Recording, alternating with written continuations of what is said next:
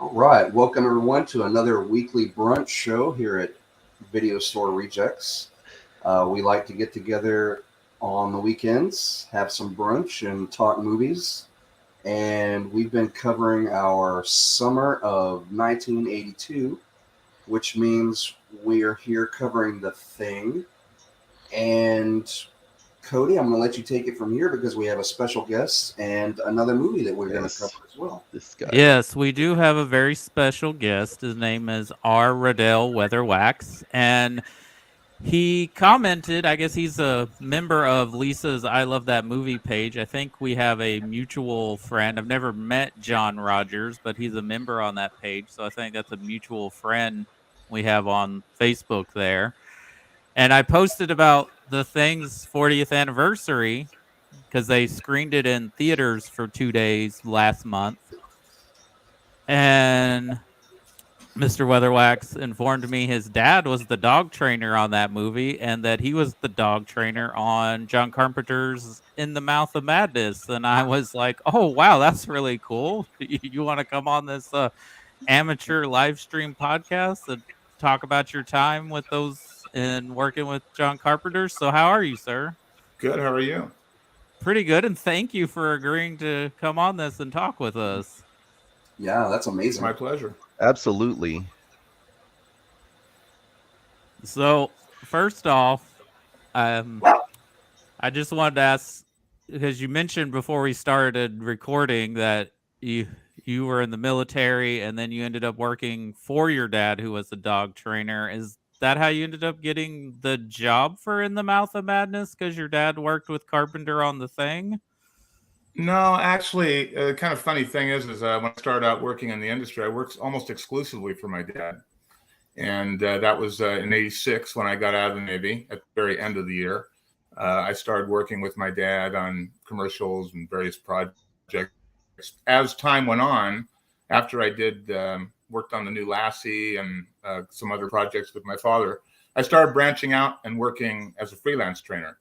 And I ended up doing In the Mouth of Madness for Alvin Animal Rentals, a trainer by the name of Alvin Mears, who had hired me to assist him with some Dobermans that we were using for a scene towards the end of the movie where myself, Brian Renfro, and another Canadian trainer did simultaneous attacks from the Dobermans. So I've been attacked a lot, mostly by Dobermans, but I've had some other breeds attack me on film as well.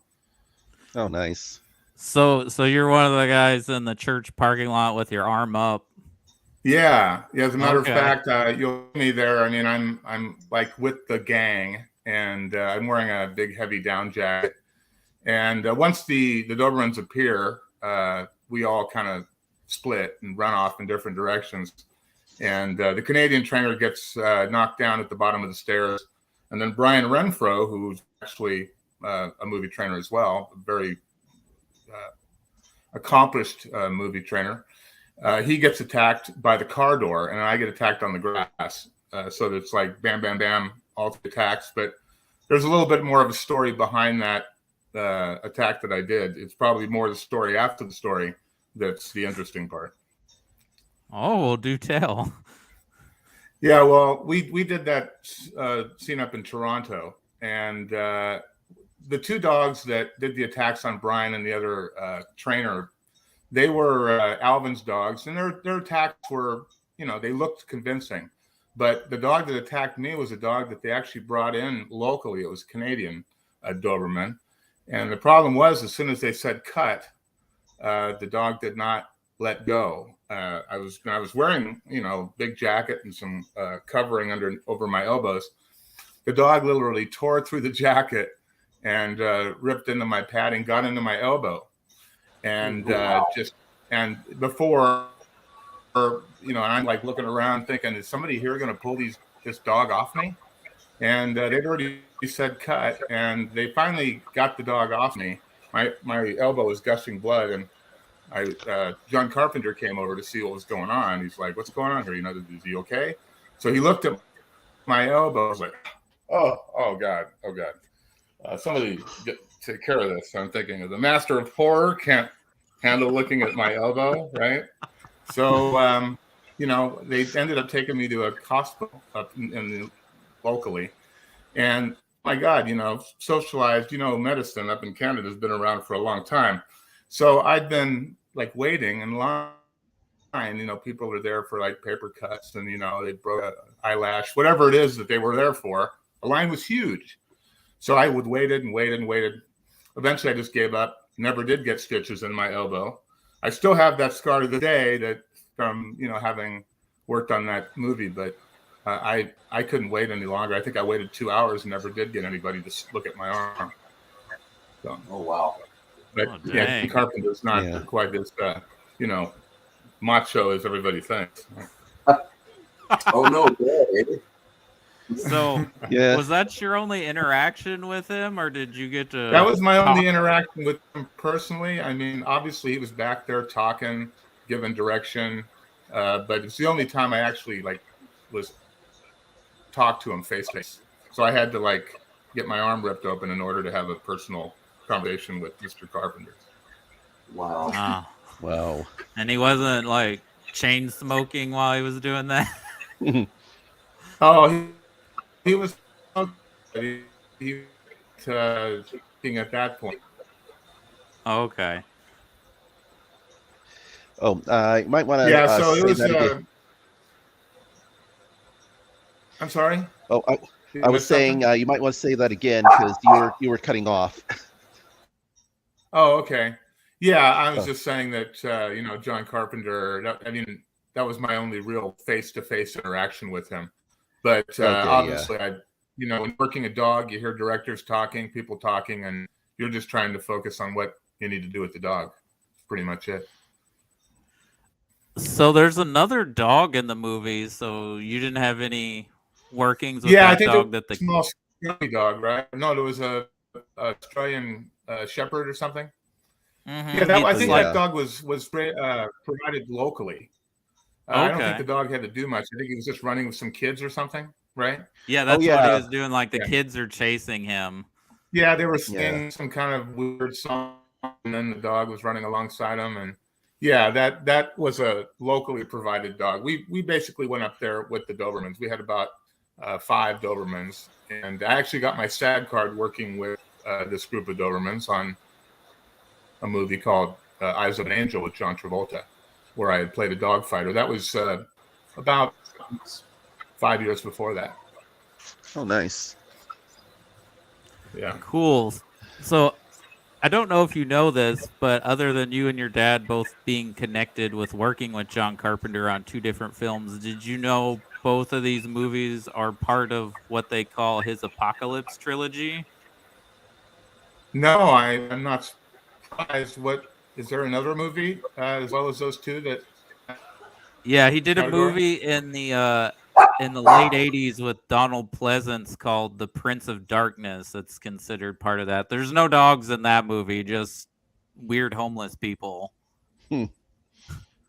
Yeah, I don't know that he had too many other dogs. Dogs in a lot of his movies. As a matter of fact, I'm thinking I've talked to a couple other trainers, in the last week or so, and in preparation for the show, I was like, hey, do you ever get to work with John Carpenter? Like, no. A lot of them never even got to go to Alaska. I've been to Alaska on more than one occasion, and Canada. There's a dog in Halloween, but it's not in it very much, and Michael Myers kills it, and that's the only other movie. I couldn't tell you, to be honest with you, who did Halloween. What year was that? Do you recall? 78. Mm-hmm. Yeah, 78. That's before. I was still in junior high school. But that's the only other one of his movies I can. Sorry, it's the only one I can think of with another dog. I recently heard him being interviewed about The Thing's 40th anniversary, and I guess top notch to your dad's work as a dog trainer, because he commented on that tracking shot in the movie where the infected dog is just walking through the station Yeah. and Oh, he commented on how well trained the dog was and that the dog hit its marks on everything. That's awesome. Yeah, well, that's something that my dad didn't do alone. He had a trainer, a very accomplished trainer by the name of Clint Rao, who worked with him on that movie. The thing I remember most working when we did the thing is that none of the dogs, we got the dogs outside of Weatherwax Trained Dogs, which was the name of my dad's company. Clint was a trainer who worked a lot for my dad, but my dad and Clint didn't always get along that well. So I'm assuming that when they did that job up in Alaska, well, Canada, Alaska, I mean, basically it was kind of like, Nevada, California, it's like they were staying in Alaska, but they were shooting in Canada at a glacier that was nearby, right across the border. And Clint probably ended up getting most of the dogs, but since it was my dad's job, he went on the job, and of course he'd be in charge, and Clint had the dogs, so he wanted to be in charge. And that was always the way it was with Clint and my dad. They're both great trainers, but they both are used to being the guy. So they butted heads quite a bit in preparation for the movie, and then afterwards, I don't think they even hung around each other for about a month or two, just kind of clearing their head, because they were like, working day in, day out with like 5 or 6 husky hybrid mixes. And, I think spend enough time together. Sometimes when you're working up there, as I did on the Steven Seagal movie years ago, I mean, you're in close quarters. There's nothing to do, nowhere to go. And you've got a number of dogs that you're taking care of. So my dad used to have a saying. He said, it's a location, not a vacation. Yeah. Is that the one with Michael Caine on Deadly Ground? Yeah. I did a 5-dog attack with wolf hybrids in that movie, doubling for Steven Seagal when he tried to escape the Eskimo camp. And it was an interesting shot. I mean, there's not too many people who get attacked by 5 dogs at once. So. Right. Nice. So for someone who has spent their life working with dogs and around dogs most of the time, is that one scene in the thing where they put the infected dog in the kennel, is that rough for you to watch? Well, I mean, it's horror, it's Hollywood. A lot of people, look at movies and think, oh my God, that poor dog. And I was just thinking, wow, look at the crazy stuff that Carpenter did, with those dogs, and all the tackles and things slithering around the room. It was a kind of a chaotic shot, because I think probably the toughest stuff was with the individual dog that came from the Norwegian camp, right? Because they did so many things with that dog, and wide shots where there was no place for a trainer to be. I know that some of the stuff they did was actually from the helicopter that they're using in the film. And, it was, I'm sure that Clint was on the receiving end and my father was on the sending end. But, the distance that they were traveling, it was acres and acres of ice. And then, of course, when the escape scene, they had some other trainers where the dogs, when they started to become alien creatures, that's when they probably they brought in a couple Canadian trainers to help out. Do you know if either your dad or Clint worked directly with the actor who played the dog trainer or the dog handler in the movie? Yeah, they did. I mean, anytime you see the dog anywhere in the scene, there's a movie trainer nearby. A lot of times, there have been movies in the past, back in the old days, where, like Sylvester Stallone, for example, when he did Rocky, he had his own dog. It was his own dog.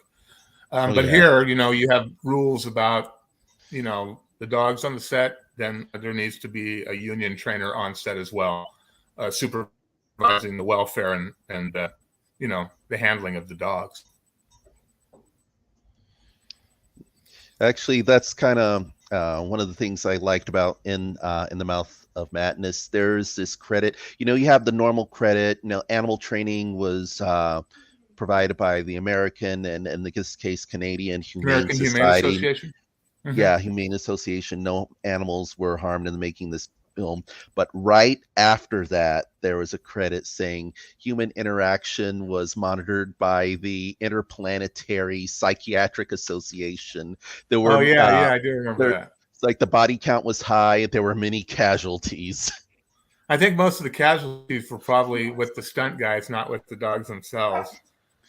One of the things that you do, one of the keys being a good stunt performer with animals is that make it as easy for the dog to attack you as possible. So when I'm landing, I'm taking the impact and the dog is basically using me as a cushion. Oh, nice. Yeah, because obviously you can't have a dog. You step on a dog or fall on a dog, they may not do it again if they want to do a second take. Oh, okay, that makes sense. Yeah. I mean, I knew there was a lot of that goes into animal trainings, and that's kind of going off topic a little bit. But have you seen the movie Nope? No, it just came out, didn't it? Yeah, it came out a week ago, but the two main characters are animal trainers, and I was wondering if you might have seen that scene. Wanted to know how accurate that would have been to I didn't see the movie, and I don't know what context the trainers were being used in. I've obviously worked with a lot of canine trainers, police trainers, and those are bona fide trainers. I don't know, having not seen enough in the movie, I don't know exactly how these trainers were presented in the film. Okay, yeah, it was worth a shot, but I think you might want to check it out and see. Yeah, no, it looks like an interesting movie. I mean, you're calling it of course, the advertisements are like greatest movie of the year and all that stuff, but it looks interesting. Yeah. Isn't that Jordan Peele did that movie or something? Yes. I think Jordan Peele was the director. Yeah, it's his third one. Yeah, he's very talented. Yeah, I'm sure it's a good movie. Well, it does relate a little bit other than your profession and it also being a horror film. Keith David is in Nope as he was in The Thing, which I think was his first movie. The Thing was his first film. Oh, that I didn't know. I thought his career was longer than that. Yeah, I'm trying to think. Was he in Magnum, or am I thinking of somebody else? He wasn't in Magnum PI, was he? No. I don't think so. No, that wasn't him. I'm thinking of somebody else. You're thinking like the sidekick, right? Yeah. The guy, but I can't think of the actor's name. But I don't know. They remind me of one another. Let's see. Chris, do you have any questions? I have a few. My elderly dog is going off the rails for some reason, so I'm trying to get her calm, and then I'll be back into the combo. Sorry, guys. No, that's fine. Yeah, I just wanted a little sound effects since we're talking about dogs. Oh, she will continuously bark. She's probably like 90 in doggy years. She's 98 and she'll bark until she loses her voice. Yeah, she's 98 and she's hard of hearing, hard of seeing. She will just bark continuously. But yeah, you might check out. Sometimes what helps a lot with that kind of stuff is like a thunder shirt. I don't know if you've ever heard of them. I told you. I've seen some older dogs who just kind of bark, and I've seen that thunder shirt. Just you put it on them, the barking just stops. Something we're trying. okay, The only thing that works is her sense of smell, and she only does the constant barking if she knows there's food in the immediate vicinity. Oh, okay. So this is a begging kind of thing. This isn't about people outside the window. No, she can't hear people outside the window anymore, so that doesn't bother her. No, Well, ma'am. she still might pick up vibrations, but hard to say. No. Oh, Rob, the guy you were thinking of on Magnum PI is Roger E. Mosley. That's it. Yeah. Okay. Yeah, they kind of remind me a little bit, similar kind of roles that they played. They were men's men, you know. Yeah. Oh, yeah. That was definitely a thing in the 80s. Yeah. Actually, I do have another question for you. It's like, which breed of dog would be your favorite to work with, and which would be, you say, the most challenging? I worked with some dogs that really shouldn't be movie dogs. I mean, collies are one of those dogs, to be honest Oh wow. with you. Collies are That's- more difficult to work than, say, German Shepherds or Dobermans. But I'd say that the dogs that I enjoyed working with the most are probably Golden Retrievers. I've worked with a lot of them. You know, I've worked with dog from Full House and the dog from Punky Brewster. Oh, And we always had Golden Retrievers. We had one in both of the Poltergeist. So I would say that based on the fact I've worked with so many, I enjoy working with Goldens. I enjoy working with Collies, but they're not the easiest dogs to work in a film. I'd say that the worst dog, the most untrainable dog I've ever worked with, is I was working on a movie years ago, the head of Dobie Gillis with with Bob Denver, and it was a simple scene. I had to walk down the stairs of an airplane.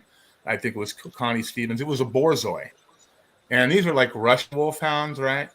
And this dog just, I mean, all he wants to do is be at home lying on a couch.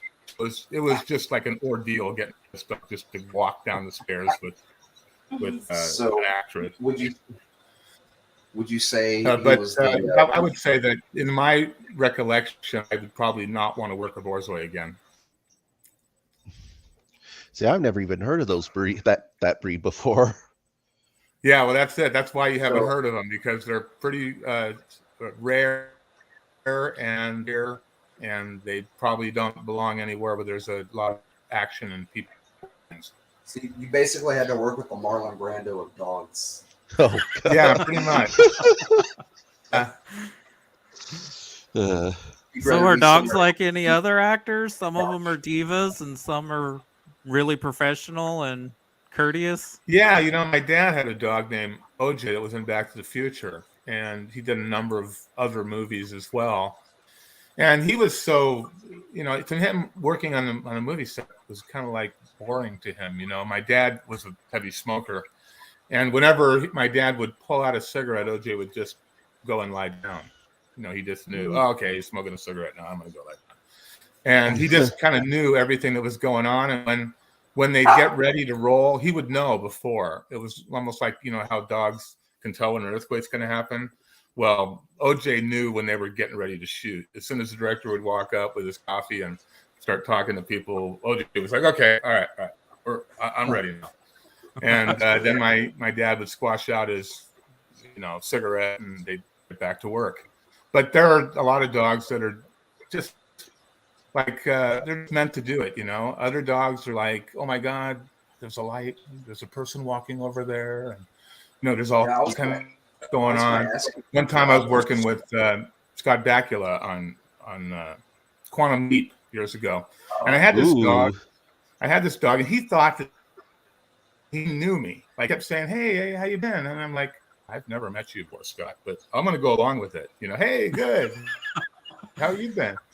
And so we kind of built this kind of bond. It was based on somebody he thought I was, or somebody he thought he knew. And we were doing this scene at the chicken house up in Universal, and all the dog had to do lie on a steel table and have like a veterinarian look at him. So first thing I did is I brought him into the table, put him on the table, just kind of fed him up there, got him relaxed, and everybody was just like, didn't help. They were literally bumping into me while I'm trying to prep the dog, get him used to the environment. And Scott Bakula stands up and he says, "Everybody quiet on the set. We have a dog on set. Please be quiet," and everybody shut up. And I'm like, yeah, I needed that. The shot went great, but I thank Scott Bakula for making it possible, because, you know, when a dog's background, I mean, not everything is Lassie Come Home. So when you have a dog in the background, it's not the primary focus of the movie, you know. So nobody really gives you much, you know, respect. They just figure, put the dog up there and be done with it.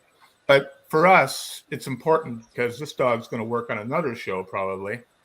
you don't want their last experience to have been a nightmare. So yeah, it's different. Even if it's a small role, we're thinking about the welfare of the dog more so than even the Humane Association. The association used to have to make choices as to, which we got 3 jobs going on. We've only got 2 representatives. Send them. Well, they never sent them to the job typically that we were doing if they didn't have to, because they knew of our reputation. Otherwise, we had a reputation of being very humane. But I mean, they send humane people out when they're wrangling goldfish. Or I remember they were there. Was working on Buffy the Vampire Slayer. We were working with these worms. They were like worms, and they wanted to make sure that nobody stepped on the mealworms. That not a mealworm was died, right? So of course, if there's koi fish in a pond, the humane will be there to make sure that nobody kills any of the fish. Makes sense, but it seems kind of pretty over the top when you've got all these people making sure that these koi fish remain okay, and they're not even really doing anything with the fish; they're just in the background. Right? Well, yeah. Well, the fish lives matter too. Yeah, no, all lives matter. Orange, whatever colors they may be. Yeah. So you said Scott Bakula is. I guess you say Scott Bakula is one of your more, I guess, better interactions with an actor. Yeah, he was to work with. Not everybody was. I mean, I know Lindsay Wagner had a reputation from those commercials, those Ford commercials with all the puppies and everything back in the day. Might be your time. But when I worked with Lindsay Wagner, I thought she was going to be an animal lover, right? And the second that we cut, she wanted nothing to do with the dog. She wiped her hands off and made a big deal like she just wrestling with a pig. I just thought that was kind of put me off a little bit. That I thought that she was, she came off so loving and caring of dogs, and then I work with her and realize she doesn't like dogs at all. So, well, now you don't have to name any names, but I was going to ask, who was the most difficult actor that where they just did not want anything? They made a big deal, a huge fuss out of being around any animals. I know you just mentioned Lindsay Wagner, but is there anyone that has been more difficult than that? Like, who just absolutely hates animals? And again, if it's a safety thing or whatever, you don't have to mention any names. I would like to know off, podcast. I actually don't have a problem with it because I'm actually in my second training book. I actually tell the story of a job that I worked with Carol Riggins, who's now, by the way, the corporate trainer of Lassie, and that's a long story in itself. But Carol and I were working on Roseanne Barr, and we had a little dog that was actually my dad's dog, a dog named Spot, and he was a little terrier mix. And they had plans for this dog as a regular, and he was a very smart dog, but very skittish. So Roseanne Barr and Tom Arnold, they identified that right away. They knew this dog was nervous. So what they would do is they'd purposely slam phones near the dog and stomp their feet and shove the dog off their mark. Things that just made it more difficult. We still ended up getting the job. As a matter of fact, they came to us after we did the episode. The assistant director said, "Hey, we love the dog. We want him to come back, be a regular on the show." And we were happy. So we gave the dogs the final walk, and we were getting ready to leave the studio. And all of a sudden, the AD comes running with his walkie-talkie and chases us down as we're going through the gate. And he said, Roseanne Barr does not want a dog back next week. And I'm like, what are you talking about? I said, why would she not want a dog back? Didn't you tell me we were hired? And she said, yeah, but between you and me, I think that she didn't like the fact that the dog was getting more laughs than she was. Oh, Lord. So that was the end of our job. So it was a one episode thing. We never did another episode, but I truly believe that had she not been the show, we'd have had a dog on that show for who knows how long. Wow. That's incredible. Yeah. And it's not a secret since she's a prickly person. That's why I figured I could tell you that story, because she's not known as an angelic human being anyway. That I love. Right. Not in the slightest. I mean, honestly, that is just one more reason for me not to like her. I was about to say, Yeah. there's another reason not to like her. She doesn't like dogs. Exactly. Like John, great. The whole cast, great. But her, stay away. And of course, at that time, you had Tom Arnold, which he wasn't on the show the whole time, but they used to fight constantly on the set. And it was just like part of their MO. It's like, shut up and you shut up. And, it's just kind of. That's not a good. It's Hollywood, Yeah. Well, at least John Goodman's still getting that paycheck. That's right. Yeah, absolutely. Okay. Actually, I'd like to hear another good actor who was, good with the animals you worked with. Oh, my book, my training book, Training Your Dog the Weatherwax Way, I got Bill Kirk, who was a stand-up comic back in the 80s and 90s and had a show. He started out working as a coach on Growing Pains with Kirk Cameron, and then they had a spin-off show that Just the 10 of us. Yeah, just the 10 of us. Okay. And I know that I'm trying to think of the guy from the Allstate commercials. He was also in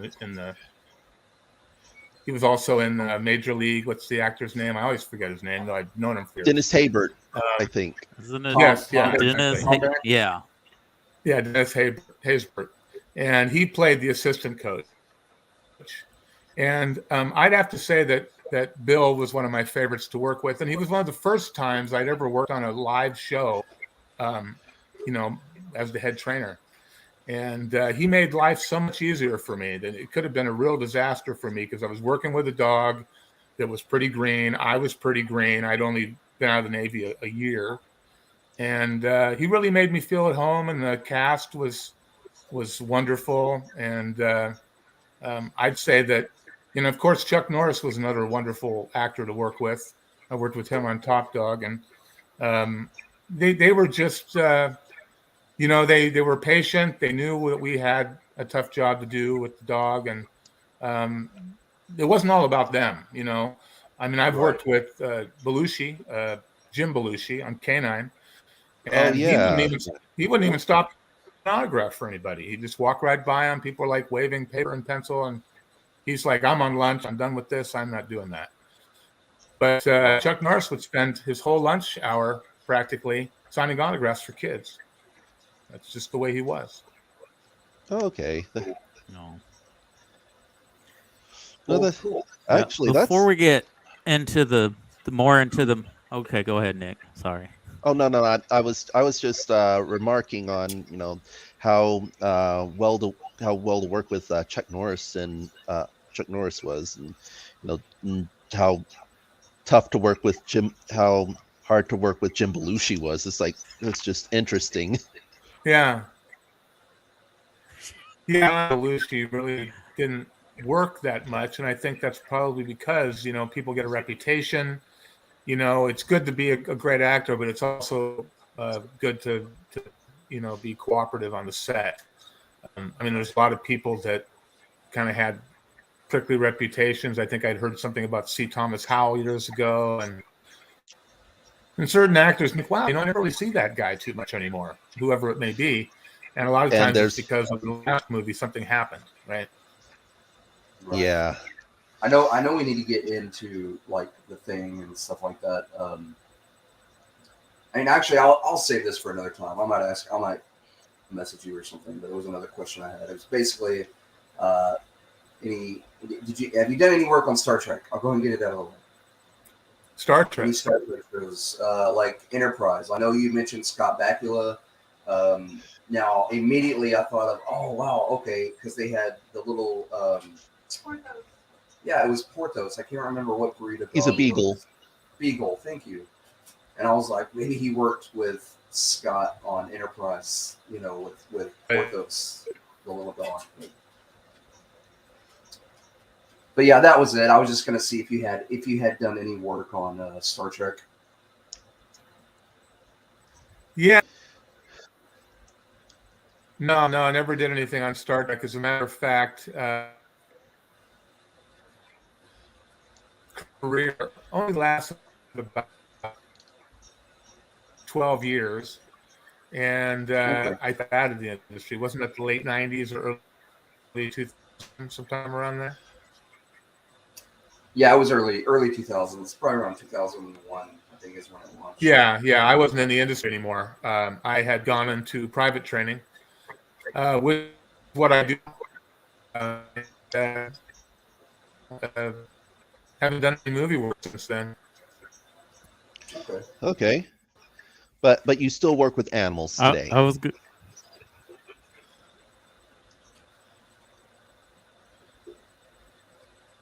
Beg pardon?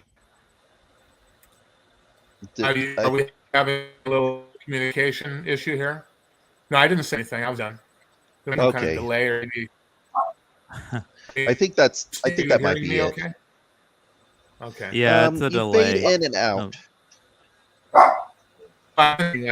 In between talking, I noticed I was kind of overlapping a little bit, so I was staying quiet on purpose in hopes that I didn't overlap you guys.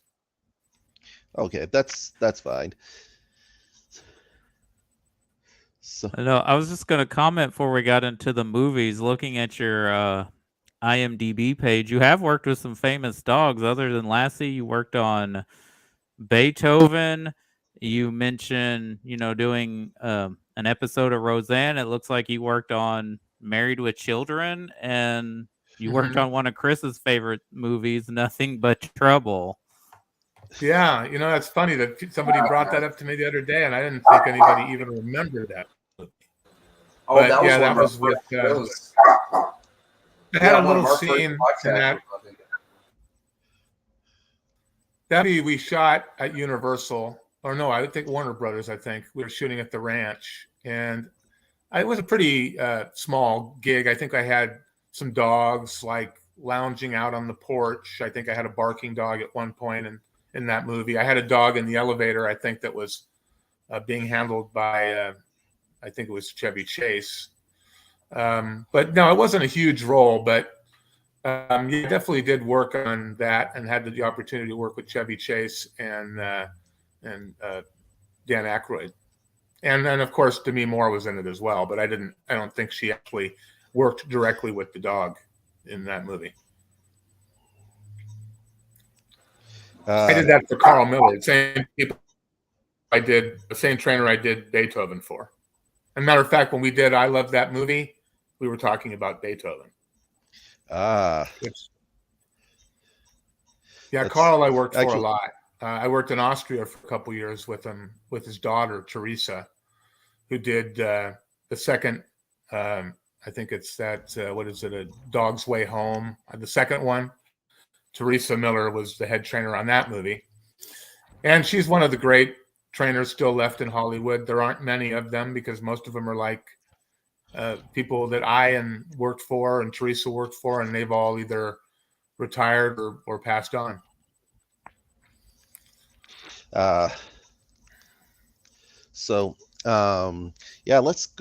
Let's move on to the movies in question here.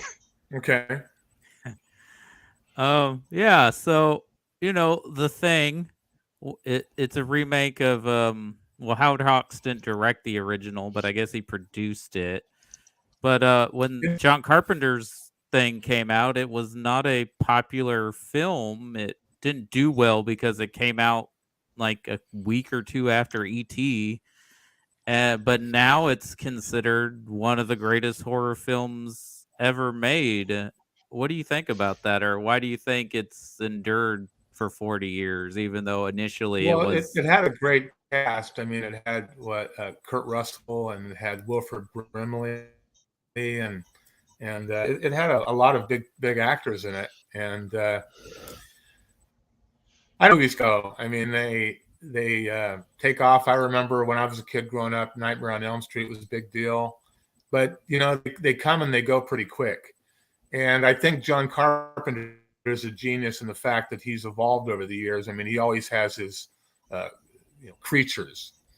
But his movies have evolved over the years, and I don't know why it wasn't that well received. I mean, I know, like with Lassie, for example, when Star Wars came around and Vietnam was over, nobody really cared about Lassie anymore. Nobody needed a Day of the Day because the day had been saved. We have Jedis, and there's no more Vietnam, no more war, and it kind of just fell out of favor. And I imagine that probably along the same lines as The Thing, is if it follows a tragedy or some really bad movie that's a similar genre, timing's everything. Yeah, I agree with that a little bit. I mean, I don't think it was so much a failure so much as it got lost in the shuffle because right. The whole reason we're doing these, doing this whole retrospective thing from 1982 is just so many good movies came out that year. And yes, in their initial run, they got lost in the shuffle, but thanks to the advent of home video and such, that those movies managed to find an audience, and it managed to endure as long as they have. Mm-hmm. I mean, I guess it's not considered a failure, but I mean, the critics trashed this movie when it came out, and I don't know what they were wanting or what they want, because one of the things I think that holds up in this movie is the effects by Rob Bottin. You mentioned it earlier with the dog sequence, but I mean, like, in 2022 eyes, these effects still are really good. No, they are, and especially considering when they did it. Imagine, did they try to do a remake after that of The Thing? Something more. There was a prequel that was released in 2011. I never seen it. And effects really make a difference, because I thought the effects were really good in the movies that my dad worked on. I mean, obviously there's a lot of movies you can go back in time and say, oh yeah, they did that in the 80s, it would be so much better now, but not necessarily. I mean, my great uncle did Call of the Wild back in the 30s, and then they did one with Harrison Ford, and they don't even use real dogs. It's all computer graphics on. So I think it's just a matter of how you look at it. There's a movie I always wanted to be done that I loved as a kid called Logan's Run. I don't know if you remember Logan's Run, where yes, post-nuclear war kind of thing, and nobody could live beyond the age of 30, right? Yeah, actually, I live in the area where one of the sequences was filmed near the Fort Worth Water Gardens.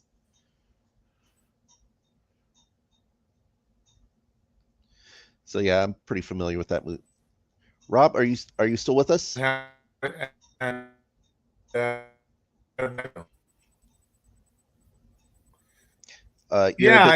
can see you. I don't know. Okay, now it is. We had a bit of a hiccup there. Okay. Oh, all right. Sorry about that. Oh, yeah, no I'm using a problem. laptop, but internet has been a little sketchy this morning for some reason. It happens. I live in the country. We all live within a distance from each other, so we get bad reception sometimes. So no biggie. Absolutely. But I was. So you were saying about Logan's Run. Yeah, I was saying that I thought that it would be a movie that would really benefit from better effects. Because everything looked like a model back when it was made. And it was a great story, but the effects just didn't carry it off. I think that might have been the movie where Farrah Fawcett had her debut. I think she know gets that. killed in the movie. Yeah. Gets sliced up by somebody doing plastic surgery or something. But I just thought it was a neat movie, and then we could make it even better. We could add a dog, right? Yeah, everything's better with dogs. Exactly. And the effects would be much better, and Yeah, so I mean, I think that's a movie that would benefit from being redone. But a lot of movies like that. What was another one? The Point Break is another movie I always thought that was great, the original, but then they had to remake it, and it to me it just wasn't as good without Swayze. And I didn't bother with the remake of that one. I haven't seen it. Just seen the original. But it's kind of like Red Dawn. They remade it. Same thing. Red Dawn, even though the effects were better in the second movie, the first movie had better actors. At least I thought so. Yeah, it was an all-star cast if you look back at it. Oh, especially for the time period it was made. Yeah. Yeah, I worked with Leah Thompson years later on Dennis the Menace, and I'm trying to think if there's anybody else I'd worked with on that. I don't think so. I think that was the only one I got with from Red Dawn. I did work with. I have met and worked with Don Swayze, but never Patrick. Oh. I think what works besides the effects is that even though The Thing is a creature feature movie, it plays almost like an Agatha Christie mystery, because you're like, well, who's infected and who's gonna die next? Who's gonna make it out of here? Exactly, and everybody didn't trust each other, and everybody, wanted to administer the test, and it was, it tore them up because they were a pretty tight knit group until that it was almost like divide and conquer, Something like that. Yeah, and I'm sure that I know that it was tough getting dogs to that glacier where they shot. When they did those wide shots, that glacier, there was only like one entrance from Alaska to get to that glacier. It was a little ice road. I'm trying to think, it was like the back road or something. I'm trying to think of it was, but if you look it up, you'll see that there was a road that they used to get into the glacier, very similar to when I worked on the Worthington Glacier on deadly ground. We had to get around snow. You could just, hop on the freeway and go up to the glacier, It was pretty rural, and we had to be pretty creative on how we got the dogs to the location. What was the solution you came up with? Well, like I said on the movie that I did in Alaska, we hauled all the dogs and all the stuff on snowmobiles, and I'm pretty sure that that's the way they did it when my dad was working up in Canada with Clint. They had a bunch of dogs, and they would just bring them in on snowmobiles because there's no vehicles within a mile of the glacier, so everybody came in either on snowmobiles or on or they have somebody haul it and carry it in.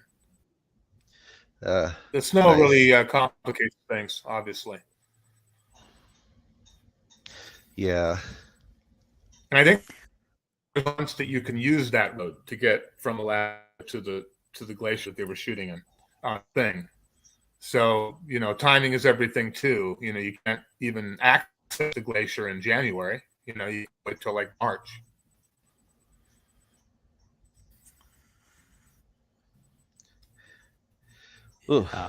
There's a sequence in The Thing where Wilford Brimley is doing an autopsy on the infected dog, and apparently while he was doing this, apparently he had no issue with it because apparently Wilford Brimley grew up on a farm, so he's like, well, this is just like what you do with a cow or a horse. When something happens, they die. He's like, it's no big deal, I've been around this.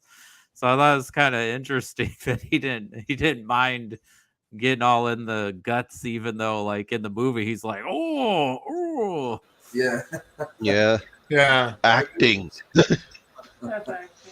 Yeah, Wilford Brimley worked. We had a dog, a basset hound, on our house years later. So we worked with Wilford Brimley's worked with our dogs more than once. Oh, cool. And, yes. Yeah, he's a good guy to work with, and Definitely miss having Wilford Brimley around. When he passed, it kind of just nobody really noticed. Then he did pass, right? Yeah, in 2020 or 2021. I think Yeah, it was fairly recent. I think for a lot of us who grew up watching him in movies, who were children, we were shocked at like how young he was. We just assumed he was a 70-year-old man his whole life. Yeah. He's forever been my pet ball through just. He was born with a beard, you know. Like, But if you guys want to feel old or weird, Tom Cruise is now older than Wilford Brimley was when they did The Firm. Right, he's 60. He just turned 60 within the last couple weeks. Yeah. Wow. Yeah. Tom Cruise is a little older than me, and I see Tom Cruise, I think about my own mortality, obviously. But this is an interesting change for Carpenter in his career because he had mostly done everything in his movies. This is the first time he works with a big studio. He doesn't write this movie, and he didn't do the score, even though the music he picked from legendary Ennio Morricone sounds like what Carpenter would have done himself had he done the score. Yeah. He's come a long way. I mean, I don't know how old now. Yeah, he's an icon. You know, he's been doing movies for so long. I mean, what Escape from LA he did with Kurt Russell, how many years before that, right? Yeah. I think it was just a year before. Oh, he did Escape from New York a year before the thing. Just like Kurt Russell, because he put him in a couple of his movies. Yeah. Yeah, I guess they liked working together because they even did a Elvis TV movie together. So they've worked about I think 5 times with each other. I think he really helped. I think personally he helped Kurt transition from Disney Kid into doing. He was kind of doing the Johnny Depp thing before Johnny Depp did it, and that's doing kind of the weird monster movies with Carpenter. Oh, like Edward Scissorhands, that kind of stuff. Yeah, and then he starts going a little more mainstream. But before that, he was straight up Disney Kid, and I'm sure he was like, hey, I want to distance myself, and I want to do some grown up stuff. So maybe working with him on Elvis was a good thing. And Carpenter was able to kind of bring him out of that Disney Kid image. So it's a very good thing that they met, I guess, and did their thing, because their movies are just iconic. I mean, all of them that they've done. Yeah, we just did Big Trouble in Little China just last week. Yeah. That's oh yeah, I love it. Yeah, so it's that. So it's with the line of my favorite line.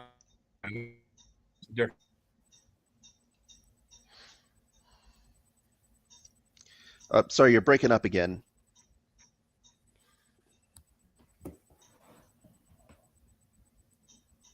Any better? Yeah, right now we can hear you pretty good. Okay. I think it's just, I don't know, atmospheric. I don't know what it is, because I've seen you guys just fine. Oh, yeah. But, yeah, I love The Thing. I think it's probably, if not actually, it is my personal favorite, but I do think this might be Carpenter's masterpiece. And I think it has a great ending. And if you actually want to hear pieces of Morricone's score that aren't used in this, you could actually watch Tarantino's Hateful Eight, because he uses pieces of the unused score in there. Oh, okay. That's interesting. Oh, nice. Yeah, that's one of those little inside secret things. Yeah. Actually, I remember seeing it with a friend on Christmas Day, because like her family was out of town and she didn't have anybody to spend Christmas with, so the spouse and I, we went all the way down to Kingwood to spend Christmas with her, and we watched The Thing. And I always comment on how scary movies really don't scare me. Like, it's more about the gore and everything. It's more about grossing the audience out. But The Thing is one of those movies that legitimately scared me.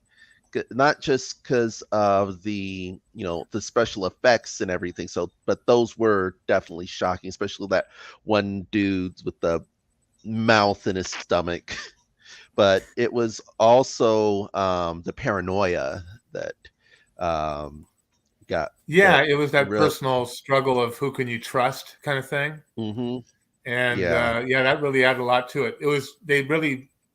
The suspense was definitely the leading actor. And I believe that the movie really didn't rely on special effects the way that some of his other movies did. Yeah.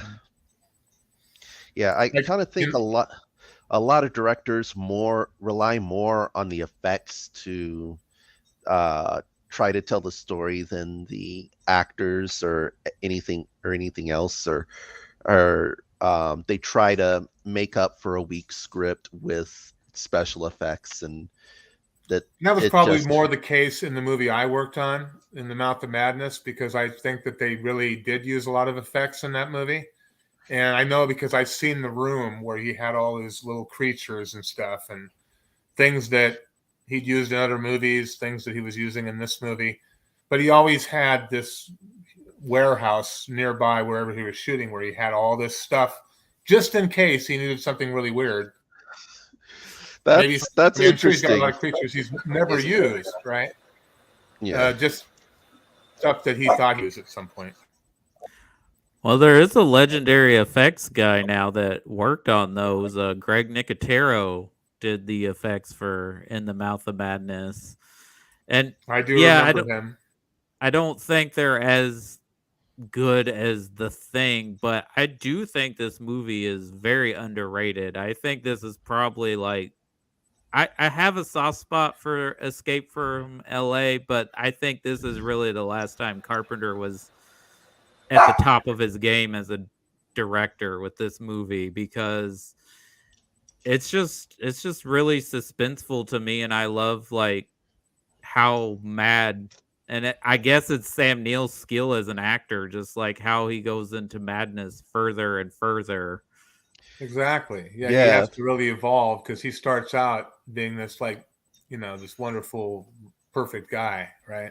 And then he gradually descends into madness.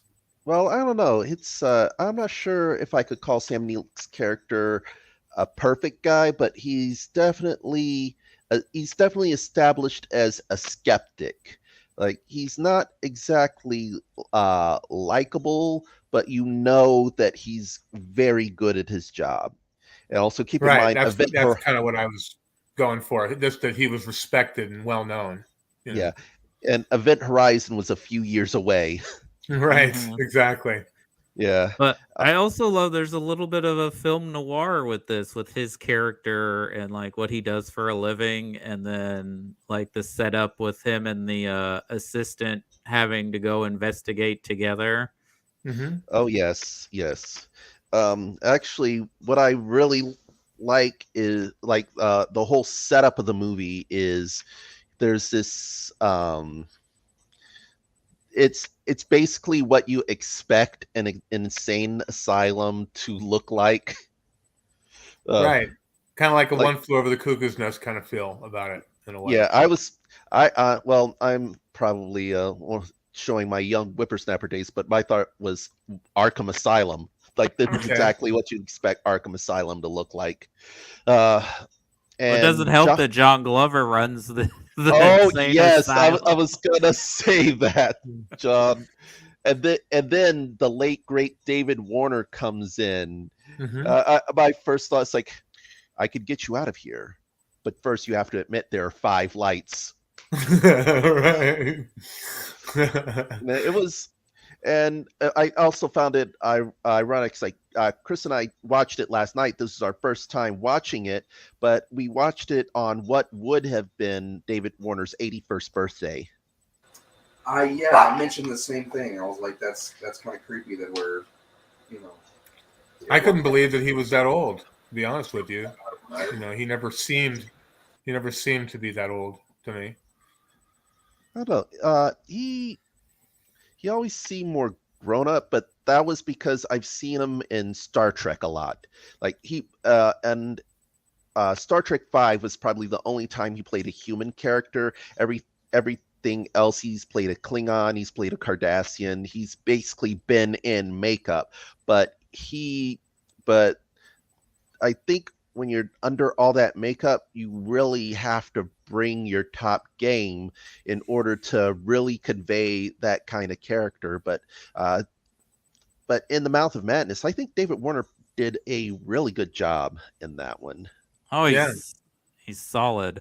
And it's interesting, Nick, you bring up Arkham Asylum because, it has John Glover and David Warner, who both voiced on the animated series of Batman. Glover was the Riddler and Warner was Ra's al Ghul. Yes. Actually, I just watched those episodes. Well, not the Ra's al Ghul episodes just a few days ago, and realized that the writer of that episode was Dennis O'Neil, who wrote the original Batman comics that introduced the character. Yeah, so, he's the creator of that villain.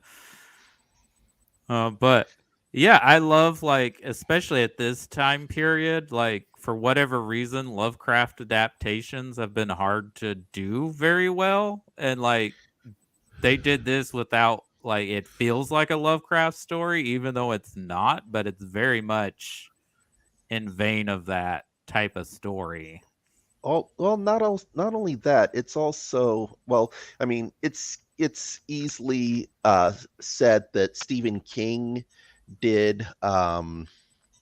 was heavily influenced by Lovecraft, but I caught a lot of Stephen King vibes, especially when you see those books. It's not exactly written like what we call the Stephen King font, but it was pretty close to it. It was really touching on Stephen King's popularity. They even mention him by name.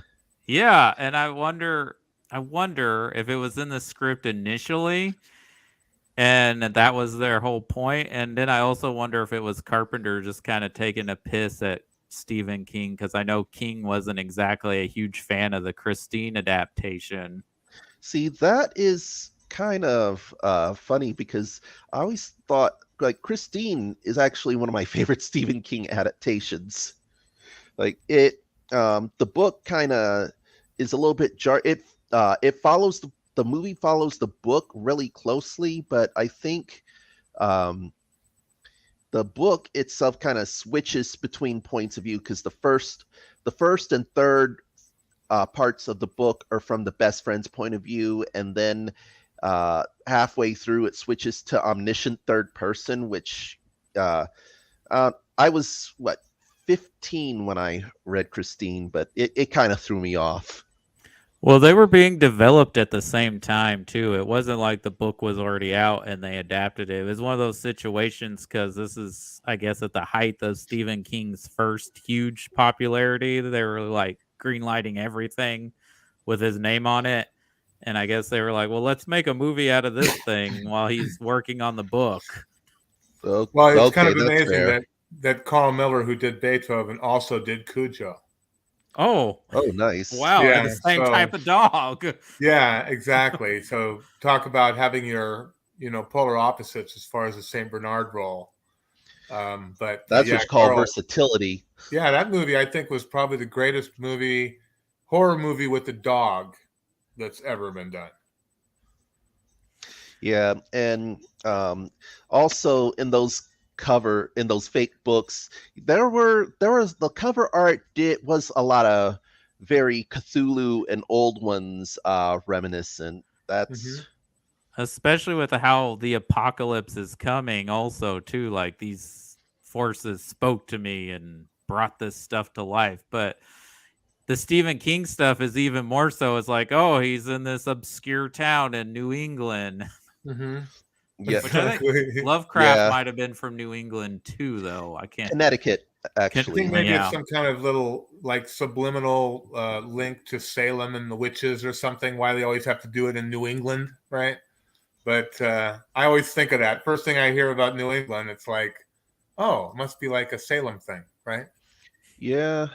Well, I just thought of it as because, King is originally like he's born, raised, lived in Maine almost all his life. So I think it's one of those write what you know. And Right. same thing with Lovecraft, but in a different way because he was highly phobic of anything that wasn't Providence. Mm-hmm. Yeah. Yeah. A problematic person who is very foundational on the horror genre. So Well, just the other day, I was actually I was speaking with Lisa on I Love That Movie the other day. It's like I am of the opinion of yes, of you can talk about an artist's work, and you can even enjoy that artist's work and acknowledge the fact that this artist was a horrible, terrible person. Absolutely. mm-hmm. Yeah, I mean, everybody, their platform, right? I mean, that's theirs, right? You're not going to see John Carpenter doing, Homeward Bound. You know what I'm saying? You're not going to do a family movie. He did do Starman. Yeah, that's true. Yeah, actually, movies like that is why I admire John Carpenter as a director, is because he can be, that verse. He can go from horror and he can go to, heartwarming sci-fi, and he could go to political commentary. I mean, They Live is one of my favorite movies. Yeah, I love that movie. Mm-hmm. It just keeps on being relevant. Is, yeah, actually, speaking of They Live, in The Mouth of Madness, there's this, I guess, tunnel that Sam Neill is supposed to run through. He's running from all those, creatures and abominations, and it looked just like the spaceport in They Live. And I was wondering if he used that set. And Rob, you mentioned that he has a warehouse full of. I remember going through that before we even used that tunnel. I mean, I've been in it. I walked through it. And it was just one of those things where, like, what do you think of this? Hey, what do you think of this tunnel? And no, he had the tunnel set up, and it kind of reminded me in a way of something. I think it was that tunnel at Universal when you go on the tram, and it kind of spins, as you're going through it. I think that was originally something that was from the $6 Million Man or something years and years ago. But it just had that same feel like, am I standing up straight or am I sideways, So it made it a little disorienting, Very much so. But that's also what I liked about like those little sets that I recognize. You also mentioned Universal. I know Universal uses their the Hill Valley town square shot. I know that's been used in a lot of other movies. I remember seeing that one in Liar Liar. Right. So I think it might. I think it's on the filmmaker's case. It's a case of practicalities. As we have this set, we could use it for this thing. It's like why won't we use it? And I think it's just a little bit of extra trivia for movie buffs like us. Yeah, because we did a lot of stuff at Universal, and like Lassie, we were supposed to be in this when we did the new Lassie at Universal. We were supposed to be in this town, this fictitious town of Glenview that was supposed to be near Ojai, right, California, and we kept running by all these places. It's like, oh, there's the chicken house from Best Little Whorehouse in Texas, and then there's the Psycho house you just went by. Yeah, and it's like, oh, there's the Monsters house, right? So none of this stuff is original, right? It's just It's all houses that were used in other shows. Like when we did the Lassie series, the new Lassie up in '89, we were on Colonial Street. Almost everything we did was on Colonial Street, and it's hard to create, new, Lassie. When it went out to the Ranger and the outdoors, you never saw the same place twice because they were shooting on location in Florida and Alaska, and try to shoot a whole Lassie series on the back lot at Universal. It's very challenging to find locations that you haven't just seen in a previous episode, right? Oh yeah. Or in a previous life. And also, I kind of want to mention this part. I'm sure it's a complete coincidence, but I noticed that the author in the book, Stutter Kane, he looks a lot like Neil Gaiman. Yeah, I wasn't sure where I placed him, but I knew that he had a look that I'd seen before. Well, he's a German actor, Jürgen. What is his last name? He's been in a lot of things. You've seen him in stuff. Oh, yeah. He usually plays bad guys, but he's really cool. He's in another film that I really love. Vigo the Carpathian's in this movie. He's, I guess, the leader of the gang with Rob in that dog attack scene. Mm-hmm. Oh, okay. Yeah, we tend to have those quite a bit. I know when we did that Top Dog thing with Chuck Norris, we had the same kind of thing. It's always some guy named Hans or something, right? Or something Vaughn, something, right? Yeah. How makes him more scary. Did you interact with him much? With who? The gentleman who played Vigo the Carpathian. I know he's in the mob scene. He's the one he has the dialogue. I talked to him briefly, and I know that we were hanging out in the area prior to doing the scene, but no, I didn't really get to talk to him too in depth. It was just like, hey, how you doing, kind of thing, Gotcha. There were a bunch of us in the group, and I was wearing a big down jacket, and I was kind of like behind everybody in the middle, between the cars, and where the guy was like yelling for them to come on out. Gotcha. And then of course the dogs appear, and then we all scatter. Right. He has a very interesting history, so I was just wondering if you got to interact with him much. Yeah, I get a lot of people that out of the blue.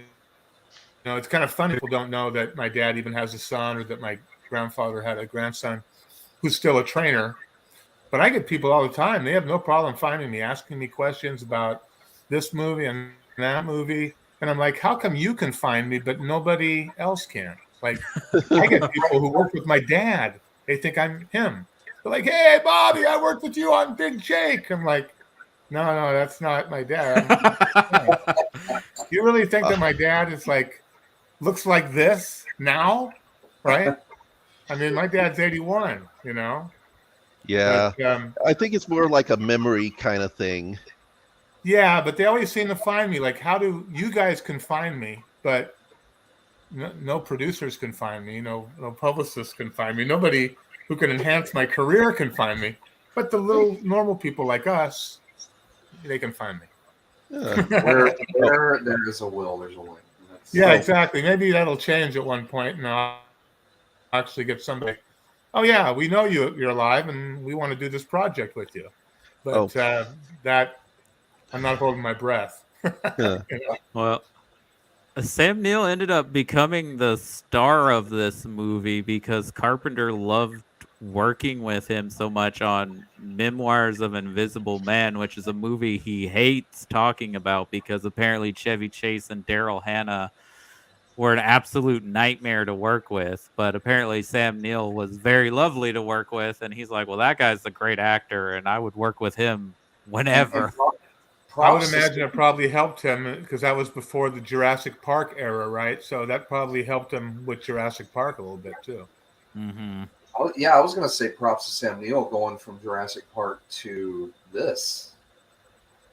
Because this he kind of got a reputation as being, he's a versatile actor for one, but you know, it takes a special kind of actor to be able to do a horror movie. It's kind It's kind of funny because I remember seeing Memoirs of an Invisible Man. I watched it on HBO, but I did not know that was I didn't realize that was a John Carpenter movie. It was Doesn't feel like a John Carpenter movie, does it? That's probably No. He probably wishes he hadn't, done it. If everybody has that one movie they regret, that's probably the one.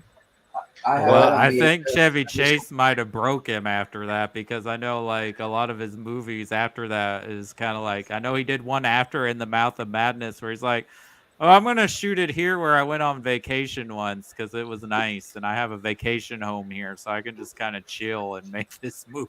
Well, I've heard, Chevy Chase kind of has an effect on people.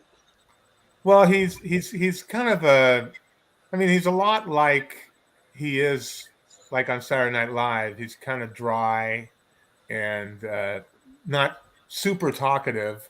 So he comes off a little bit as like a prima donna, but he's not. But it's just the way he comes off sometimes, kind of very proper and stuck up kind of feel about him. But he was a pretty nice guy. And then I enjoyed working with John Candy too. I've worked with John Candy on a couple occasions, and he was the nicest guy in the world. He's the kind of guy who will, if you drop something, he'll come over and pick it up for you. Yeah. But it's like I think also beforehand Sam Neill kind of got cast as bad guys, and Jurassic Park was his first big leading role, I should say, in the U.S. In the U.S. and then he did In the Mouth of Madness a year later, which and it was a flop. It did not do well. As a matter of fact, when we were doing the movie, they called it Balkanvania. That was the name of the script, and they didn't change the title until just before it came out. Interesting. Yeah, I actually thought the first title was better because that's where they got stuck and arrested and put in jail, was in Balkanvania, this evil town, right? I just think it had a better name. Like Nothing But Trouble didn't tell me anything, right? Like I don't even know what the movie's about, right? Yeah. That was Dan Aykroyd's Star Trek V.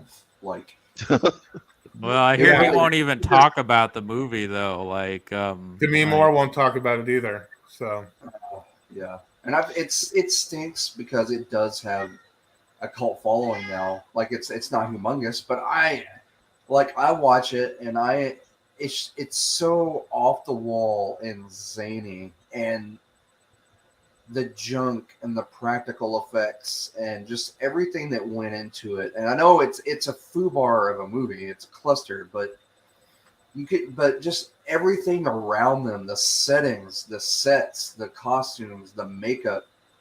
Yeah, it's very campy. It's kind of like a Rocky Horror Picture Show kind of feel to it. Yeah, it is so campy, but just everything that went into it is amazing. I mean, he wanted more. He was like, I want you to raid every prop department on every studio lot. You bring in he basically gave them free reign. He was like, this is what I want. This is what it's supposed to look like on paper. Make it happen. I just bring in every piece of junk that you can possibly find. And they did, and it shows. And that's what, yeah, it's weird, but I like watching it just for everything around them, just for what they're in, the setting. And it's so zany and out there. And I hate that they're ashamed of that movie because, I don't know, it's just such a weird movie. I'd be like, yeah, I had something to do with that. Yeah. Well, I don't think John Carpenter should be ashamed of either one of these movies. And Chris, I know you've been having to deal with your dog, but do you have any thoughts on both of these? Well, I'd say both are horror classics in my mind. First of all, The Thing, classic. I grew up watching it. I watched it at a young age. Was probably not the greatest, but for some reason my dad was like, "Here, son, watch this. This will scare the shit out of you." But anyway, I grew up watching it. It's a classic. I absolutely love it. Mouth of Madness. It was a first time watch for me. When I saw the cover, I instantly remember seeing it and passing it up in the video store all the time. I was like, I'm going to watch that one of these days, but not tonight. I've got better options. But yeah, I'm glad I it's finally definitely a find. Yeah, but I like when no. When I saw the cover, I immediately remember it because I know I've passed it up 100 times. I'm like, Sam Neill, cool, he's the Jurassic Park dude. But I just never picked it up. But I'm so glad that I watched it because I don't know, it's a favorite now because it's awesome. I love the Lovecraftian feel to it. I love the monsters and them worshiping the ancient one and the temple and the I like that kind of horror. So it was really cool getting to see it for the first time. And now I want to watch it again just to pick up on the stuff that I missed. And I liked it. I really enjoyed it. Yeah, same here.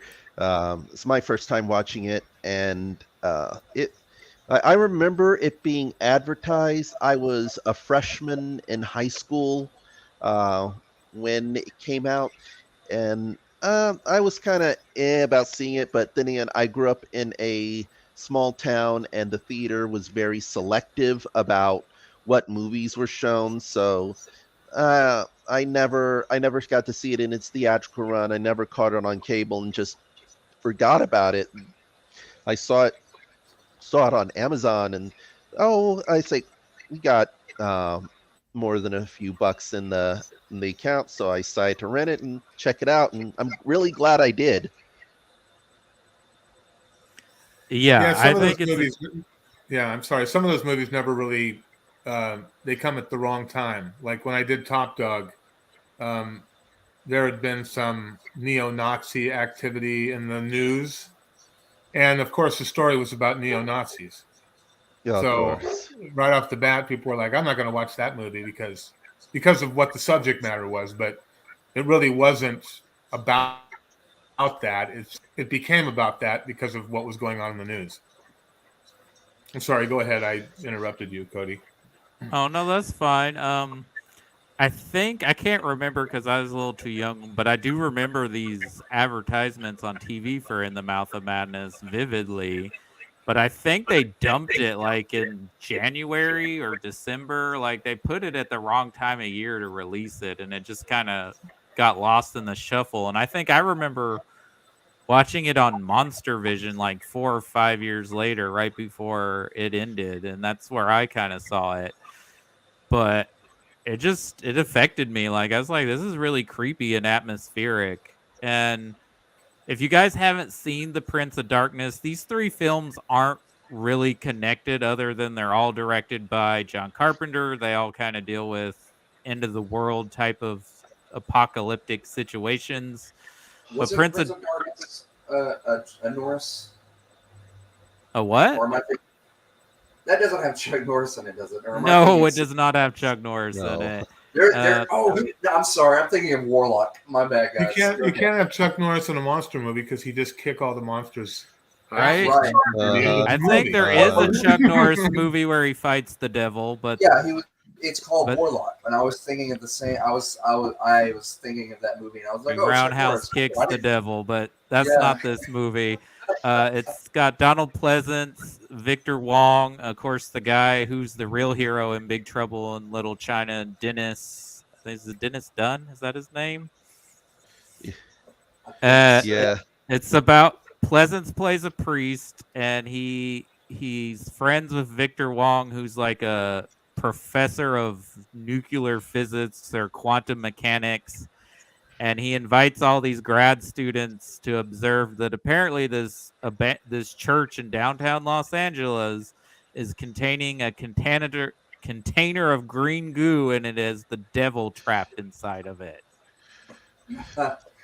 Alice Cooper plays a weird homeless guy. So, and like somehow the homeless people are affected by the forces in that container.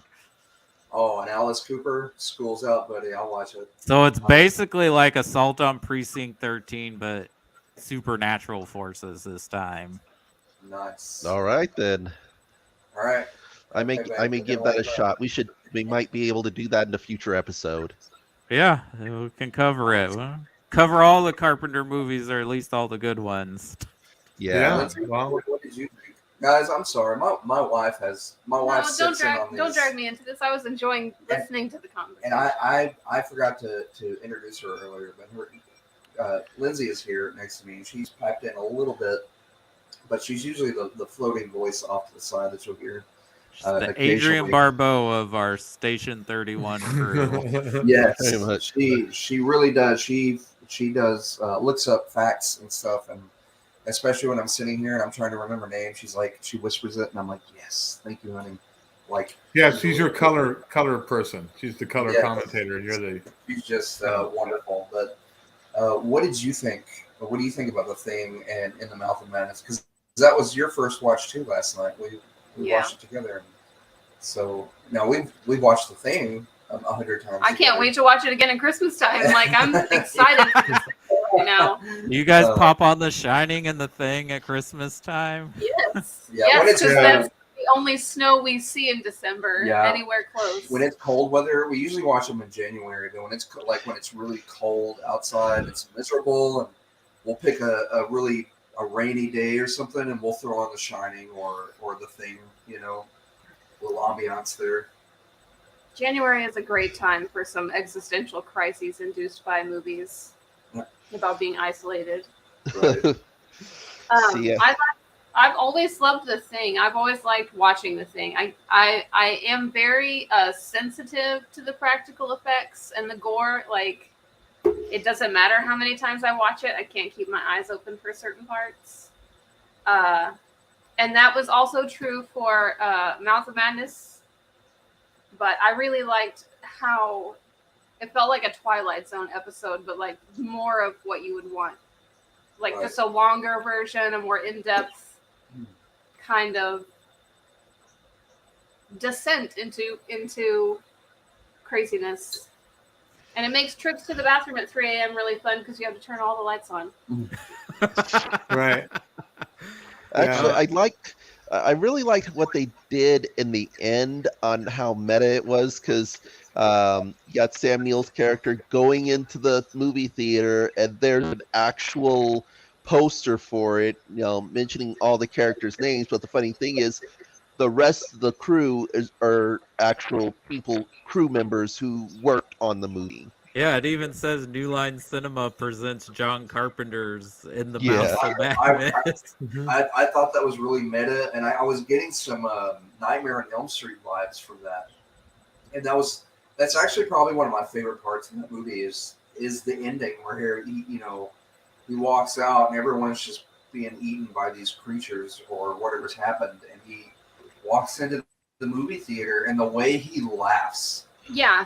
Is the creepiest. He just starts going mad because he's watching himself, in this movie theater with all this slaughter going on, and it's just it was gorgeous. I feel like it's a great opposite, because normally the scenario of watching like your life in movie form that's been done in movies before is always like, oh, you died and went to heaven. We're gonna let you watch all the people you loved and how you lived your life. And this is like the exact opposite and terrifying. Like, if things didn't go so great, you got to watch yourself lose your mind. Yeah. And eat popcorn. Purgatory or hell. Yeah. Yeah. Well, I had one other comment about The Thing. I don't know if you guys remember. There's the scene where right before Wilford Brimley loses his mind, he's figuring things out.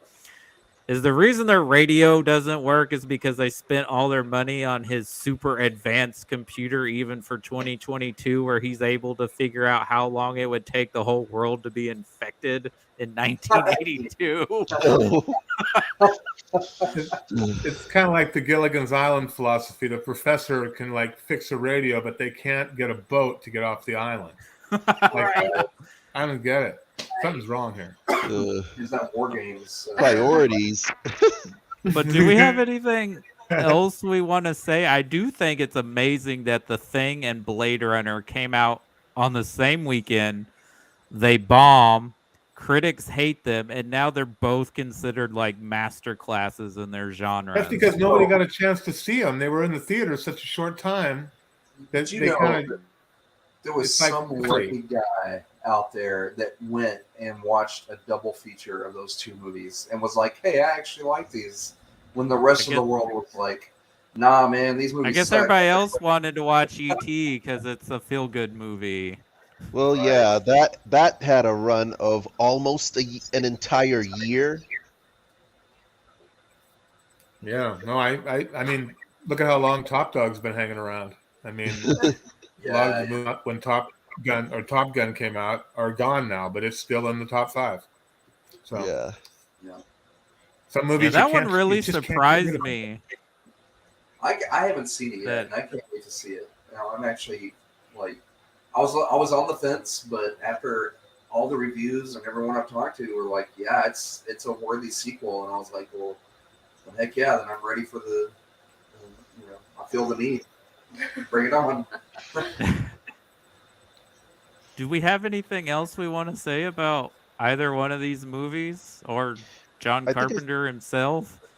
I think, well, okay, the score, like that whole rock score that was in the beginning and the end of the movie, that was That took me off. that's Like, kind of a I'm a metal banger. guy. I'm a rock and metal guy, so that took me off guard. I was like, I was expecting the synth. just a score, just a synth. I was like, I'm ready for it. That's cool. And then I hear the rock. I'm like, cool, okay, all right. I'm feeling it. It's pretty cool. It's different it's got a different feel to it. So right But on. it's the right kind of feel for this movie, I think. Yeah.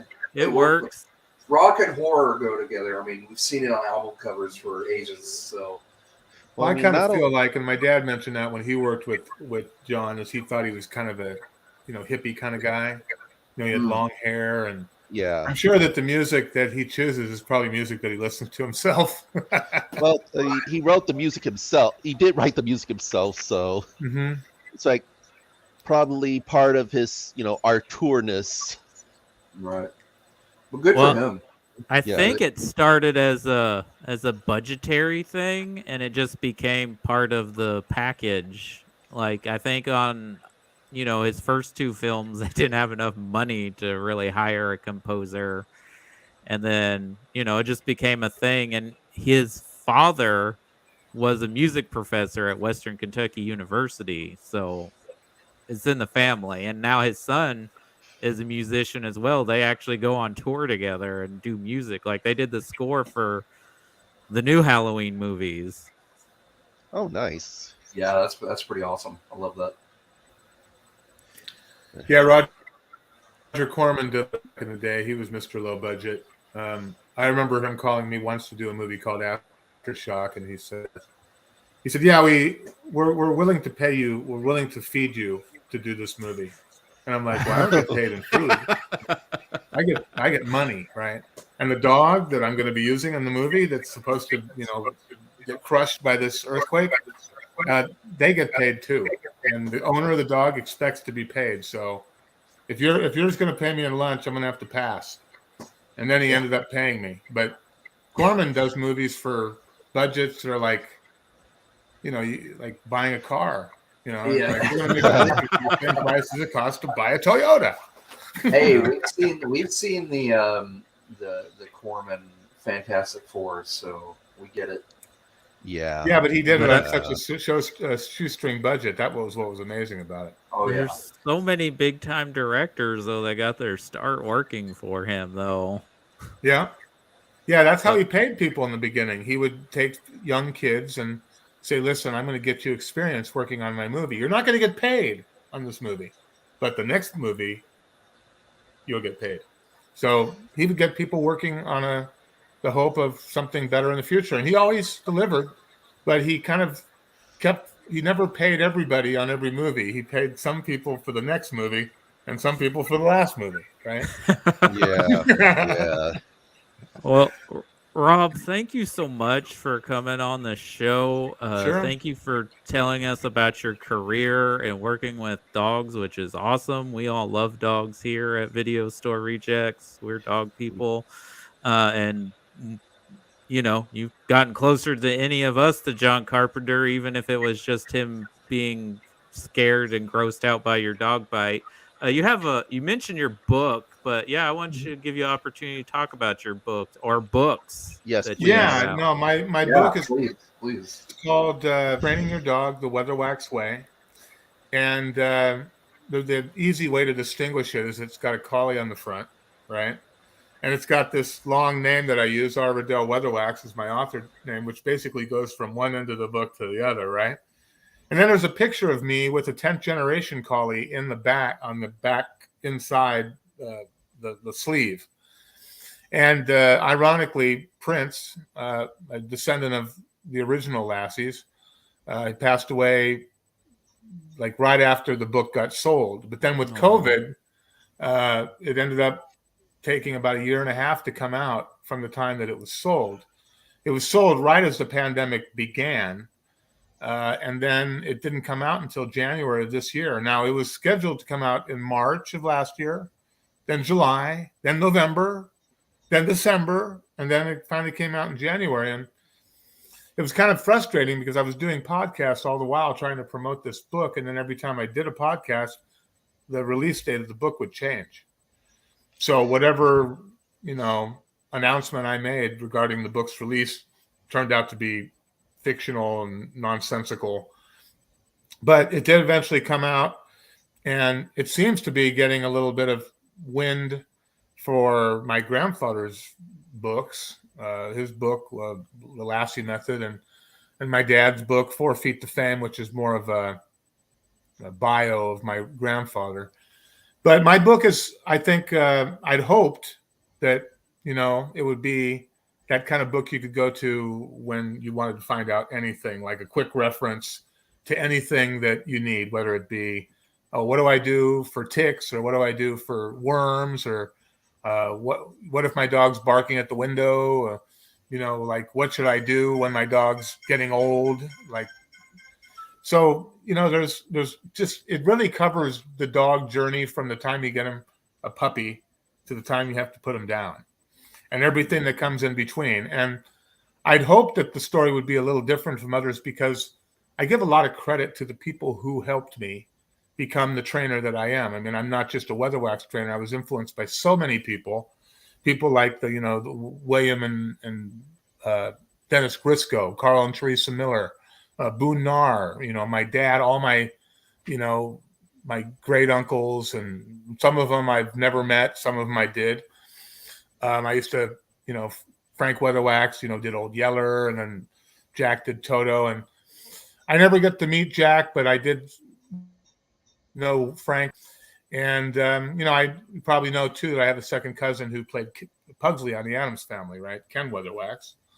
Yeah. So, there was a lot of history there. And like I said, I got Bill Kirkenbauer to endorse the book, and he was one of the first I worked with as a head trainer. And he said some great things about me. And then, I'd worked with Dr. Laura years ago on a pilot that never actually got picked up. And she gave me a review on Amazon. But, I think that the book is completely underrated, completely underpublicized. And I think that, whether you're, I think it's more designed for the inexperienced owner. There's a lot of things, a lot of insight you can gain into understanding, no matter how long you've been around working with dogs. So I think it's on Amazon. It's on Walmart. It's in Walmart, Target. Though for whatever reason, it's not in the actual stores. So if you go to a bookstore, you may not see it. You might see, Cesar Millan, who has lifetime membership on that shelf, right? And then you've got me, who doesn't get any membership, but yet my family's been training dogs longer than any of these people. And I think that what happens is, that they seem to think that the Weatherwax family ended with my dad, and which is why a lot of people think I am my dad, and then I've just been drinking from the fountain of youth for the last 20 years. No. But yeah, I think people will like the book, and you know, I hope people. I think it's going to continue to sell for.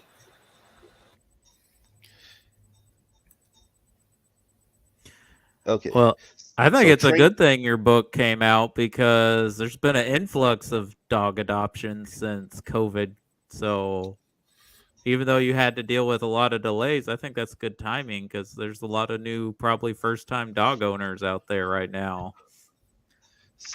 Yeah, I think I definitely expected a bigger, impact when it first came out.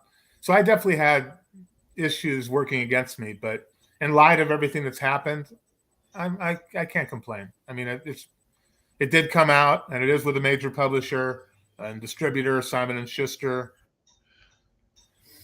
Yeah. But I definitely expected it to hit the gate quicker, Right. Yeah. Well, I want to thank you again for agreeing to come on. I know this is not like, big time podcasting, but you commented and I thought, oh, that's just equal opportunity for what we're talking about.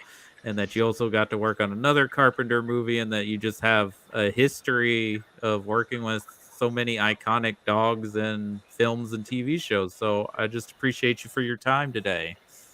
Yeah, myself, you can have me back anytime. I'm sorry. I kind of sat back because when we have a guest on, and especially someone with your history and your family history, I want to listen. Like, I could probably sit here and listen to just any other stories that you had for hours. So anytime you want to come back on, if there's another movie that you worked on that we could cover, I am here for your stories, and I really appreciate you taking the time to come on because, I joke all the time that we have tens of listeners because we're lowball. I mean, we do this as a hobby, and but for the people who do chime in, it was a treat, and I really appreciate it. Like I am here for any other stories that I appreciate you having me, and the thing about me is that I never know what I'm going to talk about when I do these shows. We don't either. Yeah. Yeah. Depending on the question, I might just go on a tangent and start talking about something that has nothing to do with the topic we're discussing. But you know what? That's where some of the best stories come from, are tangents. And again, I am here. We are here for that. We eat it up, and that's. I'm sorry. I was quiet. I muted half the time. Now my dog was barking, but again, I was just soaking it in because. Yeah, it was just. I'm here for the stories. So. Again, thank you so much. I'm glad you got a few good ones, hopefully. Oh, absolutely. Yeah. Yes, yeah. I enjoy telling them. That's another thing about my book, too. Is, the thing about my book, too, is not only does it talk about the people that I worked with, these great, iconic movie trainers, but it also tells a couple stories about, Hollywood set stories that I think are very interesting and insightful because working with dogs, you don't always get the cooperation that you think you deserve. They either give you the special chair when you're working on Lassie and tell you, "Oh, Mr. Weatherwax, you're so wonderful. Here's your dog." Or they say, "Hey, you the dog man? Yeah, well, come over here. We got the dogs working over there."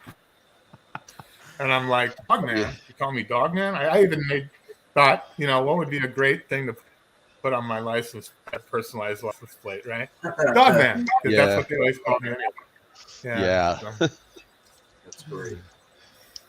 Well, awesome. But I enjoyed it. I'm sure it went a lot longer. I mean, always weren't, they always segue. I'll tell you one last story just before we go.